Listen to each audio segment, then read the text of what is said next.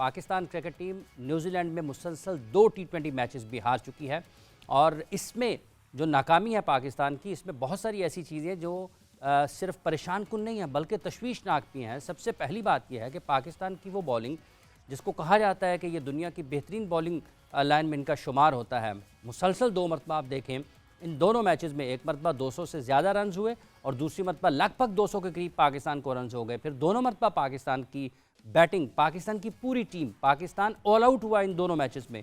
ये वो एक तसलसल है ऑल आउट होने का कि आप एशिया कप से शुरू हो जाएं, जो एक ट्रेंड है पाकिस्तान की बैटिंग का कि ये जब भी दबाव आता है कोलैप्स करते हैं, पूरी ओवर नहीं खेल पाते हैं।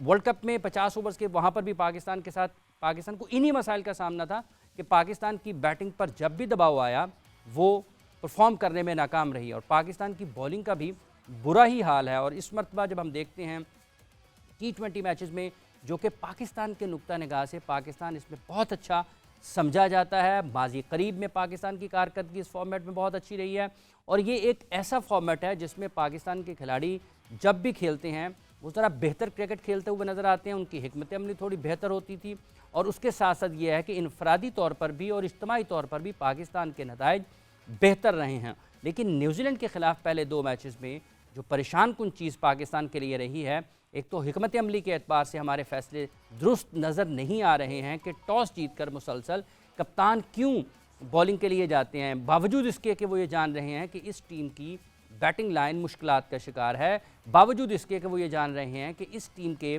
जो बैटिंग ऑर्डर है वो उसके साथ तजुर्बात कर रहे हैं, बावजूद इसके कि वो जानते हैं कि मिडल ऑर्डर में भी एक ऐसा खिलाड़ी बिल्कुल नया है, बहुत ज़्यादा उसको इंटरनेशनल क्रिकेट का तजुर्बा नहीं है।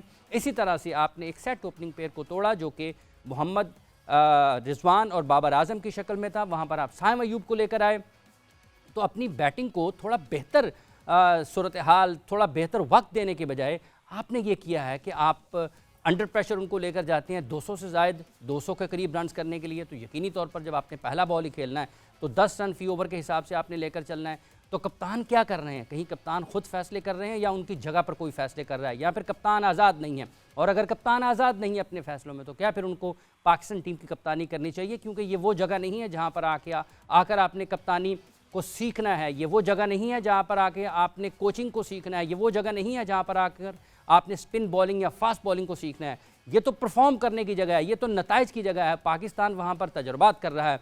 इसी मौजू पर ये जो पाकिस्तान के 2 मैचेस हारे हैं, बात हम कर रहे हैं। हमारे साथ इस वक्त जूम पर वीडियो लिंक पर मौजूद हैं कराची से सीनियर स्पोर्ट्स जर्नलिस्ट मारूफ एंकर जनाब मिर्ज़ा इकबाल बेग साहब। बेग साहब अस्सलाम वालेकुम।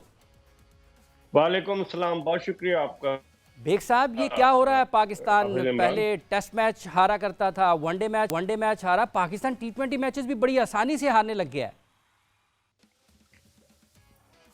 उसकी बुनियादी वजह ये जो तजुर्बात किए जा रहे हैं पाकिस्तान क्रिकेट के साथ, ये तजुर्बात आपको एक ऐसी खाई की तरफ लेकर जा रहे हैं जहाँ से निकलना बड़ा मुश्किल है। ज़का अशरफ साहब ने हफीज़ को डायरेक्टर बना दिया। हफीज़ के जो फैसले हैं और टीम में अंदर बड़ी बेचैनी पैदा हो गई है। आपको मैं बताता चलूँ कि कुछ खिलाड़ी खुश नहीं है क्योंकि हफीज़ ने कुछ को तो इजाज़त दे दी है, लेकिन बकिया क्रिकेटर्स को वो कह रहे हैं कि इनको इजाज़त नहीं मिलनी चाहिए लीग खेलने की।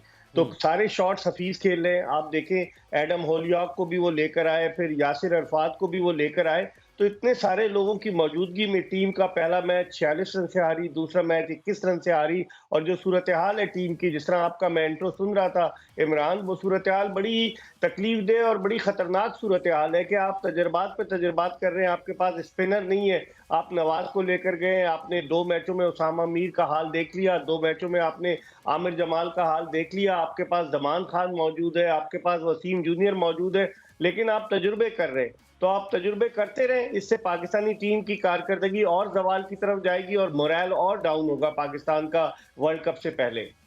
बेग साहब, आपने तजुर्बात का जिक्र किया है, आपने कहा कि सारे शॉट्स हफीज़ खेल रहे हैं, लेकिन शाहीन आफरीदी का शुमार पाकिस्तान के नुमाया क्रिकेटर्स में होता है। उनके क्रेडिट पर 2 PSL के टाइटल हैं।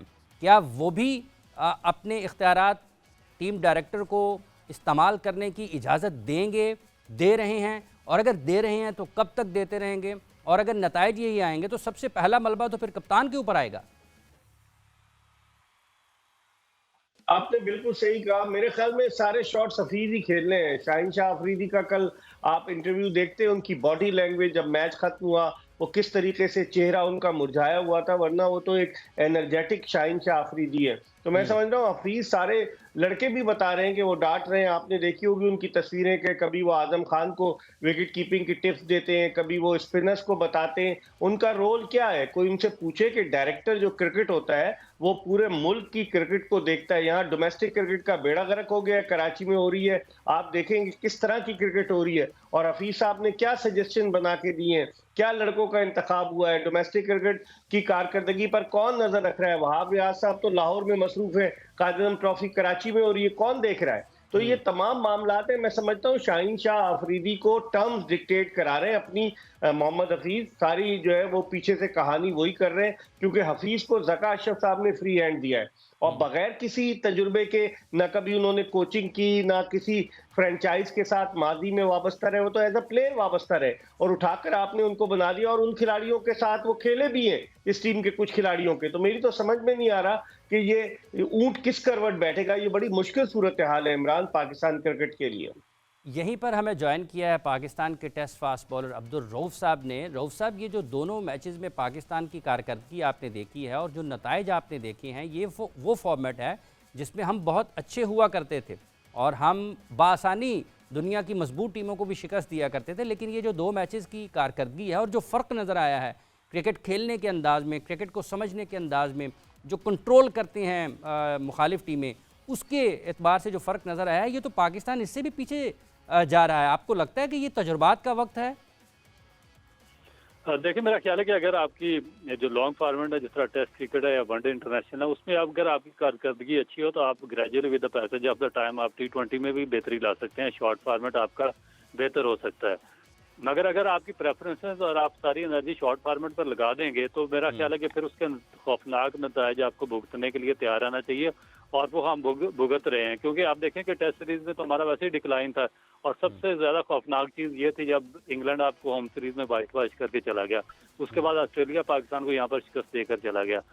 फिर न्यूजीलैंड से बहुत मुश्किल आपकी सीरीज ड्रा हुई है। एशिया कप में जो वनडे में आपकी परफॉर्मेंस आपके सामने है, वर्ल्ड कप में आप पहले राउंड में बाहर हो गए, फिर ऑस्ट्रेलिया से आप वाइट वॉश हो गए। अब न्यूजीलैंड से जो शॉर्ट फॉर्मेट था उसके भी दोनों मैचेस हार गए हैं। तो इसका मतलब है कि आपके बहुत ज्यादा फॉल्ट्स हैं और जो आपकी एनर्जीज हैं, जो डोमेस्टिक क्रिकेट है या इंफ्रास्ट्रक्चर है या आपका ग्रास रूट है, वो आपका प्रॉपरली फंक्शन नहीं है। अभी इकबाल भाई बात कर रहे थे कि जो डायरेक्टर का रोल, और बिल्कुल एग्जैक्टली मैं इसको बैक करूंगा कि देखें कि इस तरह के जब आप फैसले करेंगे, सबसे पहले तो मुझे ये बताएं कि इनकी क्वालिफिकेशन क्या, बगैर क्वालिफिकेशन के आप कैसे डायरेक्टर बना सकते हैं। और जब आपने एडवर्टाइज किया डायरेक्टर की पोस्ट तो उसमें एजुकेशन का इन्होंने रखा ही नहीं है। इनको पता था कि ये इलिटरेट है और इनकी एजुकेशन नहीं है, तो उन्होंने एजुकेशन का जो खाना था उसमें से निकाल दिया और जो पोस्ट थी वो एडवर्टाइज कर दी गई और उससे पहले उनको डायरेक्टर लगा चुके थे। उसके बाद वहाब रियाज देखें कि वो उनका पॉलिटिकल इंटरफेरेंस है और एक बहुत बड़ी कम्युनिटी उनको नापसंद करती है। उसके बावजूद उनको पाकिस्तान टीम का चीफ सेलेक्टर बना दिया गया। और फिर जो पाकिस्तान की टीम है आपकी, वो 4 सूबों की टीम है और गिलगित बल्तिस्तान 5 इलाकों की रिप्रेजेंटेशन होनी चाहिए उसमें। और आपकी रिप्रेजेंटेशन क्या है? आपकी लाहौर की एक रीजन की पंजाब और पंजाब से लाहौर का रीजन और रीजन में से एक मॉडल टाउन जो है आपका, एक छोटा सा इलाका है, एक जोन है, उसकी आपने पूरे पाकिस्तान की नेशनल सिलेक्शन कमेटी बना दी है। तो जब आप डिसीजन इस किस्म के लेंगे तो फिर उसकी आपको रिजल्ट आपको भुगतने के लिए तैयार आना चाहिए।